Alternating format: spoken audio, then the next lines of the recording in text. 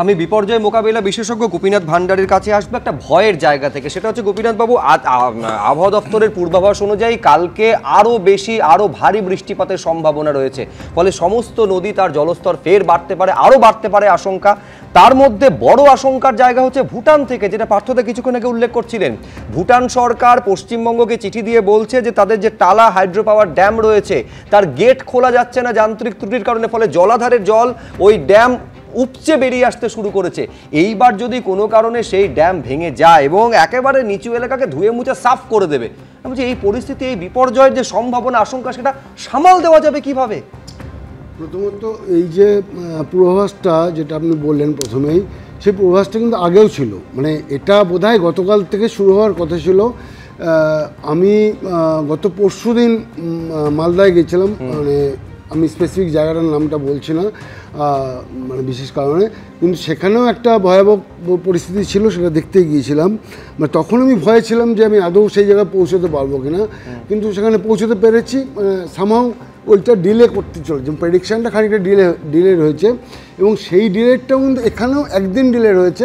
তার ফলে এই ভয়ঙ্কর পরিস্থিতিটা আগে থেকেই প্রেডিকশন ছিল, বরঞ্চ একদিন ডিলে হয়েছে, তার মানে একদিন বাড়তি সময় পাওয়া গেছে একদম। কিন্তু তাতেও আমরা কিন্তু পরিস্থিতির মোকাবিলা করার জন্য কোনো রকম প্রিপারেশন নিইনি, সেটা যেমন একটা দিক। তেমনি এই যে আপনি আরেকটা পয়েন্ট যেটা বললেন যে ভুটানের ওই স্লুইস গেটটা খোলা যাচ্ছে না, এটা ভীষণ সত্যি কথা। আমরা যতই ডিভিসির কথা বলি, যাই বলি না কেন, ওই স্লুইস গেট অপারেট করে যদি ক্রমাগত জলটা না ছাড়া হয় তাহলে কিন্তু পুরো ড্যামটাই টপল করে বেরিয়ে আসবে। তখন যে ডিভাস্টেশনটা হবে সেটা কারোর কন্ট্রোলে থাকবে না, সেটা ম্যানমেড না ন্যাচারাল সেটা নিয়েও আলোচনা করার সময় থাকবে না আর কি। তো এই জায়গাগুলো কিন্তু আমাদেরকে ভীষণভাবে আগে থেকে তৈরি হওয়া উচিত, তৈরি হতে হয়। এবং পার্থক্য আরও ভীষণ কতগুলো কথা বলেছেন, যেমন ওই ব্রিজ পায়ারগুলো ফেলিওর, মানে এখানে স্কাওয়ার ডেপ বলে একটা টার্ম আছে, মানে আমরা সিভিল ইঞ্জিনিয়ার যেটা ইউজ করি, ওই স্কাওয়ারিং হতে হতে হতে হতে তার পাইলগুলো এক্সপোজড হয়ে যায়, তারপরে বিয়ারিং ক্যাপাসিটি সাফিসিয়েন্ট নিতে পারে না এবং সয়েলটাও সফট হয়ে যাচ্ছে, তার ফলে ব্রিজগুলো ফেল করে। এবং আমি একটু স্কুল লেভেলে ফিরে যাচ্ছি, আমরা হায়ার সেকেন্ডারিতে সায়েন্সে পাস্কালস ল পড়েছিলাম, এটার জন্য কোনো বৈজ্ঞানিক হওয়ার দরকার নেই, কোনো ইঞ্জিনিয়ার হওয়ার দরকার নেই। সেখানে বলা ছিল প্রত্যেকটা জলের মলিকুল, মানে বাংলায় যেটা বললে জলকণা আর কি, প্রত্যেকটা দিকে সমান চাপ দেয়। এবং এই যে পাহাড়ি অঞ্চলে ধসটা নামছে, এইগুলো কিন্তু ধসপ্রবণ এলাকা নয়, হয়তো কোনো কোনো জায়গায় আজকে প্রথম ধস নেমেছে, এইটা নিয়েও আমরা কাজ করছি। এবং তাদের মানে আমি এক্ষুনি সেটা সব কিছু ওপেনলি বলতে পারবো না, বিকজ তার এখনও কাজ কমপ্লিট হয়নি। তো এই যে সেখানে কিন্তু একমাত্র দায়ী হচ্ছে pore water pressure, which is call pore water pressure, যেটা পাস্কালের সূত্র সেভাবে বলা ছিল না। কিন্তু এই যে সুন্দরবন নদী বা ভাঙন, সেটাও কিন্তু একই কারণ। তার ফলে আমরা যদি তাহলে এর সমাধানটা কি? এর সমাধানটা হচ্ছে আমাদেরকে সারফেস ড্রেনেজটা ব্লক করলে চলবে না, অর্থাৎ ইললিগাল কনস্ট্রাকশন করে আমরা যে মাটির ওপর দিয়ে যে জলটা বয়ে যাবে, কারণ স্লোপ ল্যান্ড, জল তো বইবেই, সেটাকে ব্লক করে দিচ্ছি। দ্বিতীয়ত ওই যে নিচে জলটা যেটা সিপেজ হয়ে ভেতরে ঢুকে যাচ্ছে, সেটাকে আবার সাবসারফেস ড্রেনেজ দিয়ে আমরা বার করতে পারছি না।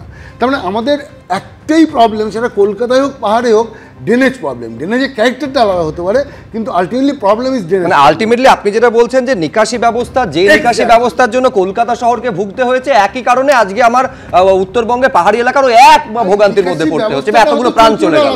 কিন্তু ব্যবস্থাটা নিকাশি ব্যবস্থা, এটাই আমি বলতে চাইছি। এই জায়গাগুলো আমাদের এটার জন্য ভীষণ ভীষণ পণ্ডিত হতে হয় না, ভীষণ টাকা পয়সা খরচ করতে হয় না, কিন্তু প্রপার প্ল্যানিং লাগে। সেই প্রপার প্ল্যানিংটা করার মতো কি মানে সায়েন্টিস্ট, ইঞ্জিনিয়ার আমাদের অ্যাডমিনিস্ট্রেশন নেই পশ্চিমবঙ্গে, না ভারতবর্ষে নেই, সেটা আমি বুঝতে পারি না। মানে বউবাজার ফেলিওরও বিদেশ থেকে ইঞ্জিনিয়ার আসতে হয়, কেন আসতে হয় সেটাও আমি আজ পর্যন্ত বুঝতে পারিনি আর কি। মানে একদম একদম সহজভাবে ভাবলে প্রবলেমগুলো কিন্তু সহজ এবং তার সহজ সমাধান আছে। একদম গোপীনাথবাবু যেটা বলছেন যে প্রবলেমগুলো সহজ, তার সহজ সমাধান আছে। আমি আবারও পার্থপ্রতিম বিশ্বাসের কাছে চলে যাব। পার্থদাও কিছুক্ষণ আগে বলছিলেন যে পরিস্থিতি কলকাতার দুর্যোগে তৈরি হয়েছিল, কলকাতা 2-3 দিন জলের তলায় থাকতে পারে, কিন্তু সেই পরিস্থিতি উত্তরবঙ্গে থাকতে পারে না, সেখানে আরো ভয়াবহ পরিস্থিতি হবে এবং তার জন্য আগাম সেই সতর্কতাটা নেওয়া উচিত। পার্থদা, এখান থেকেই প্রশ্ন, ভবিষ্যতে এরকম হলে কি করণীয়? না, আবারও বলছি, ভবিষ্যতে প্রথম পাহাড় জুড়ে ঝুঁকিপ্রবণ এলাকাগুলোর চিহ্নিতকরণ, এবং আমি দাবি জানাবো যে সেখানে নগর উন্নয়ন দপ্তর হোক, পাহাড়ের দপ্তর হোক, সরকার হোক রাজ্যের, তারা ঠিক করুক কোন ঢালটা নিরাপদ পাহাড়ের, সেই অনুযায়ী সেই ঢালে নির্মাণ হবে। যে কোনো জায়গায় পাহাড়ে চাইলেই পকেটে পয়সা থাকলে জমি কিনে নির্মাণ করতে দেওয়া যাবে না। এটা যদি পাহাড়কে বাঁচাতে হয়, এটা এক। 2 নম্বর হচ্ছে পাহাড়ের বেশিরভাগ রাস্তার অ্যালাইনমেন্ট আপনি দেখবেন NH10 শিলিগুড়ি থেকে সিকিম কানেক্ট করে, এই রাস্তার একটা মেজর অংশ হচ্ছে নদীর ধার দিয়ে যায়, ফলে এই ভারবাহী গাড়িগুলো হচ্ছে এই রাস্তার উপর দিয়ে যায়। ফলে এরকম অ্যালাইনমেন্ট যে রাস্তাগুলোর আছে, আবার বলছি ভবিষ্যৎ পরিকল্পনার জন্য অ্যালাইনমেন্ট গুলো চেঞ্জ করার কথা ভাবুন। নদীর ধার দিয়ে যে রাস্তা যাচ্ছে এবং উঁচু স্লোপে যে রাস্তা যাচ্ছে, সেই রাস্তাকে আগামী 40-50 বছর টিকিয়ে রাখতে পারবেন না। জলবায়ুর যে পরিবর্তন হচ্ছে, ফলে অল্টারনেট রুট সিলেক্ট করতে হবে, এখন থেকেই সেই পরিকল্পনা করুন। 4 দশক আগে যে বিপদ আসেনি এখন আসবে না, এটা ভাববেন না, উত্তরোত্তর বাড়বে। এটা গেল 2। 3 নম্বর হচ্ছে যে পাহাড়ের, আবারও বলছি যে drainage is a major problem, ভুপিও বললেন গোপীনাথ বাবু। ফলে সেখানে যে জায়গাগুলো দেখবেন পাহাড়ি অঞ্চলের নামকরণের সাথেই লুকিয়ে আছে, সেতিঝোড়া, কালীঝোড়া, অর্থাৎ this is the place, that is the natural drainage place.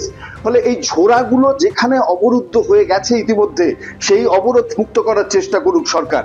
সেটা যদি পারে খানিকটা ন্যাচারাল ড্রেনেজ সেখান থেকে অ্যালাউ করা যাবে, এই বিপর্যয় কমানো যাবে। 4, নদীর ধার ঘেঁষে নির্মাণ, এটা আমি বলছি উত্তরাঞ্চলেও হচ্ছে, আমাদের রাজ্যেও হচ্ছে। ফলে এই নদীর ধার ঘেঁষে নির্মাণ, এটা হচ্ছে অত্যন্ত বিপজ্জনক একটি নির্মাণ। ফলে বিশেষত এখন যেরকম ভাবে ফ্ল্যাশ ফ্লাডের সময় জলের উচ্চতা বাড়ছে, আমি আপনাকে গ্যারান্টি দিয়ে বলছি আজকে যে লেভেলে জল উঠেছে, আগামী 5-7 বছরে তার চেয়ে বেশি জল উঠবে। ফলে এটার জন্য তৈরি থাকুন, আর যদি তৈরি থাকেন তাহলে ওই নদীর ধারে নির্মাণ এখন যে জায়গাগুলো করতে দিচ্ছেন সেটা আটকে যান।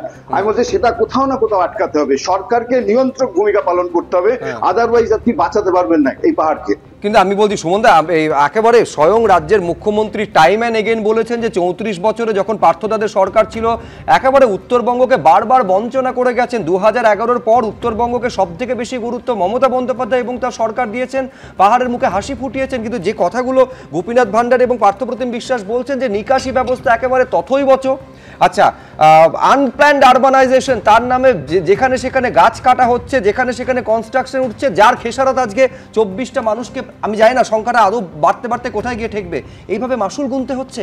তার মানে আপনি এটাই বলতে চাইছেন যে মানে 2011-র আগে 34 বছরে নির্মাণবিদ্যার অধ্যাপক হিসেবে পার্থপ্রতিম বিশ্বাসের আরও বেশি সক্রিয় হওয়া উচিত ছিল। পার্থদার নির্মাণবিদ্যার অধ্যাপক হিসেবে যে সমস্ত পয়েন্টগুলো বলেছেন খুব গুরুত্বপূর্ণ পয়েন্ট, আমি অস্বীকার করছি না কোনো পয়েন্টটা, কিন্তু পার্থদাকে তো এটাও বুঝতে হবে যে আপনি আপনাদেরই প্রতিবেদনে, এবিপি আনন্দের প্রতিবেদনে দেখলাম যে ওই মিরিকের উল্টো দিকের এক স্থানীয় বাসিন্দা বলছেন যে 98 সালের পরে এরকম বৃষ্টি, এরকম কাণ্ডে, এরকম ধারাবাহিকভাবে এত প্রবল বৃষ্টি ওইখানে হয়নি। প্রথমত আমি শুধু আপনার কাছেই আসছি, আমি শুধু সাপ্লিমেন্ট করছি, 98 সালে এত পারফেক্ট ফোরকাস্ট কি দেওয়া যেত কিনা আমার জানা না। আমি বলছি 98 সালের পর এরকম বৃষ্টি হয়নি। দেখুন আজকে ফোরকাস্টের পরেও আমি বললাম তো, আপনি চারধাম যাত্রার যে জায়গাগুলো দিয়ে যেত সেই জায়গার অবস্থাগুলো দেখুন, দেরাদুনে কিরকম ভয়াবহ ফ্লাড হয়েছে, তার কি পরিস্থিতি সেগুলোর দিকে দেখুন।